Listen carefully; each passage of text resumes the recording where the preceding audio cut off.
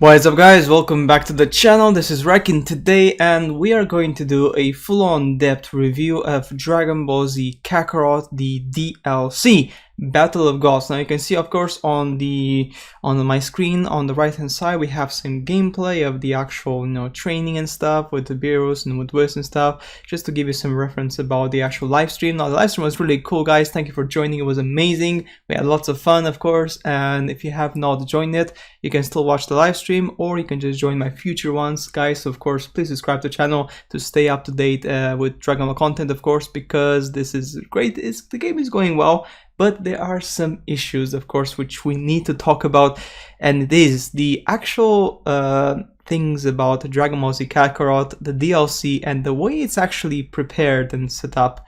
A lot of this doesn't make any sense, and let me just explain to you what I mean. So first off the bat, let me just be 100% clear with the answer. Is this DLC part 1 worth its money? No. Right now, exactly right now at this mere instance, just after the DLC was released, I would not buy this if you are short on cash. That's really important, okay? If you're short on cash, you should not do that. You should potentially wait till the game gets cheaper. You can buy the game with the season pass in a much cheaper way. Alright, very important. Why am I saying that? Because the DLC, it took me 2 hours and I pretty much finished the whole DLC. The only thing I was not able to finish, which was super hard, was the fight against Beerus at level 250, which was quite of a struggle. I did manage to get him to 2.5 bars of health more or less. The main reason why this is so difficult is because items are restricted in this fight. And of course they're restricted for a reason, because if you have items then this fight becomes super easy, because obviously you can just spam items, and then where's the challenge in that, right? Obviously in other boss fights in the story you can spam items obviously. So I believe that in this particular case they should have gone for an intermediate solution, for example, so you can only use one item, for example, like one senzu beam or something, just to kind of help people who struggle a bit finish this. I mean, even I struggled quite a lot to get him down, and I didn't manage to defeat him because I have to actually be concentrated and spend some time for myself, in a peaceful environment, so I can focus and I can actually try to defeat him, because it is very hard. I mean, the actual fight is super hard, and this is something that of course many of us have been asking in Dragon Ball Z Kakarot for so long. Give us more difficulty, make the bosses more difficult, make them a challenge. So they have listened to us. Now the other side of this coin is the following. This DLC is so damn broken. It's so damn broken because if you buy the DLC and you haven't started the story yet, let's say you buy the game and the DLC and you decide to go through the DLC, you get Sacred Water and you get all the transformations in this game for free, just as you do the training.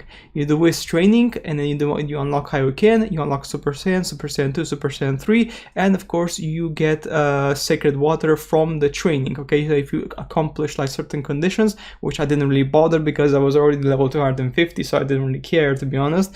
But if you meet certain conditions, then of course you will be given a lot of Sacred Water. This Sacred Water gives you XP off the bat, so you just literally click on it and boom, you get XP.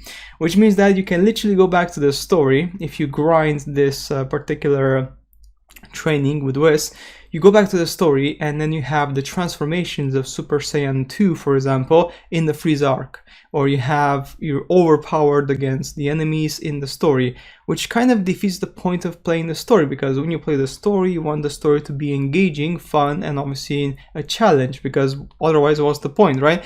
So the whole thing is it's a bit of a mess right now, because it literally feels to me that the way this DLC was made is to just push players to just go back and just play the game from the beginning, just erase their data, start over, and then play it with the DLC. Why am I saying that? Because it's just this mechanism. Even the training, for example, the training with Whis, like I said before, I don't mind because I knew this was gonna happen, something of the sort. But in this training, if I'm level 250, all the rewards I get from Whis training are pointless, are worthless, because he gives me the transformation, which I already have. okay? And then he gives me the Sacred Water if I already have the transformation, which I already have. I already don't need anyway because I'm already 250. So the Wiz training is just pretty much a placeholder, just something to fill the time until I complete it so I can progress to the story. Once you finish the training with Wiz, with both Goku and Vegeta, there's a really nice side quest there where you have to like fight against each other. You have to fight against Vegeta. It's really cool. I like it. It's quite fun, you know. And then obviously Beerus jumps in, and then in this fight against Beerus, he is 250. But in this fight where you fight together with Vegeta, you can use your items. You can, because it's unlimited. So this fight, of course, was quite easy just because of that, because you can use your items. So you can just spam and heal yourself whenever you're in trouble. And this is the part which, of course, many people are going to struggle a lot, because obviously, you know, when you guys watch my live stream, some of you guys were saying that, you know, door, do this, do that. Like, you guys will find out, like, when you actually play the DLC, it's gonna be more difficult than you expect. Trust me. This is, again, this is good and bad. This is good because, of course, you know, we wanted that, but for some people it's going to be very frustrating. People who want to complete the game, get a platinum, they're going to have to try a lot of times to complete this because, of course, you are restricted with the items you can use. Now, I know some of you guys have said that you have problems with the DLC, like I got mine literally midnight, like 1 minute after midnight, it got unlocked. However, for PlayStation 4 and Xbox, it seems that there is a problem right now. And by the time, I don't know by the time I upload this video, it's going to be fixed or not, but I've heard and I've seen comments and I know that there are some issues with the console, the DLC, so bear Bananako, they will be releasing it at some point today, so they will be fixing that hopefully soon, okay, very important. Now, to score this DLC, I would give it right now, in its current state, a 7 out of 10, okay, in its current state. And why is it a 7 now? It's fun, so the DLC is fun itself. The graphics, like as you can see on the finishers, Goku's finisher is amazing, it's impressive, and Vegeta's finisher as well. All of them are great, they're fun.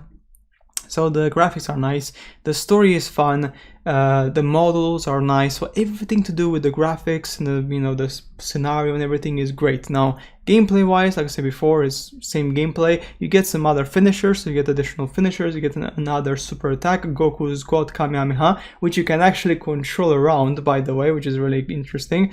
I don't like it that much, but you know, it's a new feature. And Vegeta's got Key Flash, which is really nice. That one was amazing. I like that one really much. So these special skills just add a bit more variety to the combat and stuff. You get the transformation, of course, so you can even enhance it further to get it to auto, so you go into Super Saiyan God at the start of the battle, which is really nice, to be honest.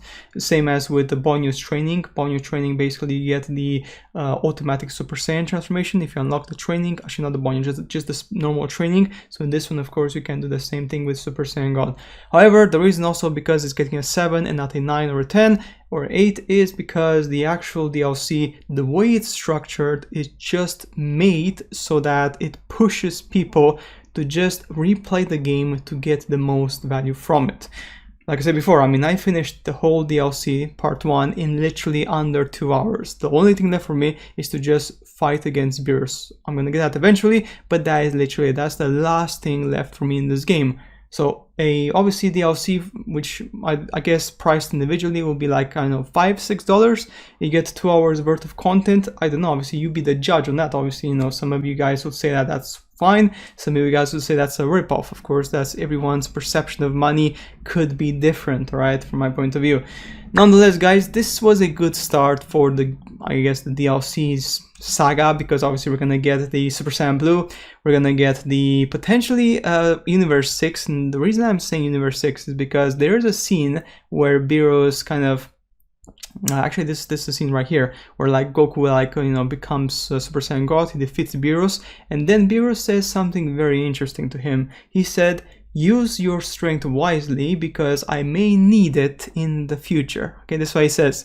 He says, "I may need your help in the future."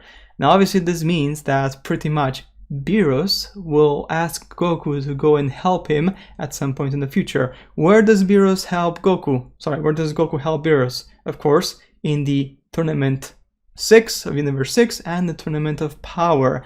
This is where Beerus asks Goku and Vegeta and of course Piccolo and other people to join the fight against the universe, of course, to entertain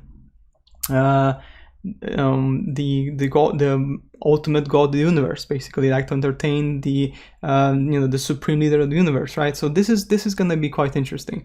This is gonna be super interesting to see how this develops, and of course to see if Zeno-sama, I forgot the name actually. So Zeno-sama, the ultimate leader of the universe, of all the universes, when he hosted the Universe 6 tournament, the exhibition tournament, and the Tournament of Power. So potentially that means that the actual news story we are getting, it's going to be potentially the Universe 6 tournament. Okay, that's obviously a big potential. I'm not 100% sure if it will be a Tournament of Power, because then they would just skip Universe 6, so that's also a possibility. If it becomes a Tournament of Power, then that will be even more dope, because of course we will get the Ultra Instinct, which will be just absolutely crazy. But of course it's too early to make those speculations, because we don't even know yet like what's their plan, like how are they going to do this.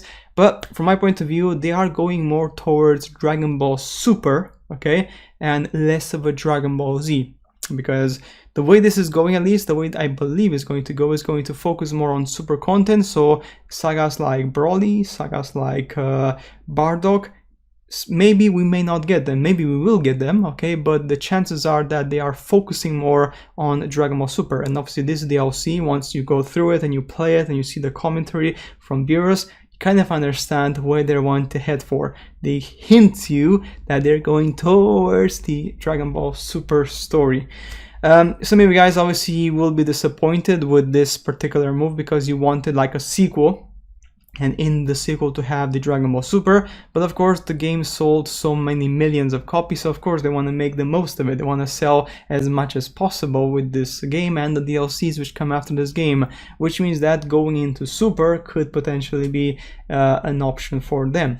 Anyway guys, hopefully you enjoyed this video review. Like I said before, my final I would say judgment on this is that if you have the money and you haven't got the DLC yet, go for it. It's entertaining for how long it lasts. But if you struggle on money, if you're tight on money, if you have a tight budget, then maybe right now I don't think is the best time to get it, because you're literally going to be playing it for 2-3 hours and that is it. That is literally it. Okay, so you could potentially hold off to see what more content we're getting from the season pass, and then of course you can buy the whole bundle once you're satisfied with the amount of content you are getting in the actual season pass. Anyway guys, hopefully you enjoyed this video. Please subscribe to the channel guys, smash the like button, of course. See you guys in my next videos. Bye.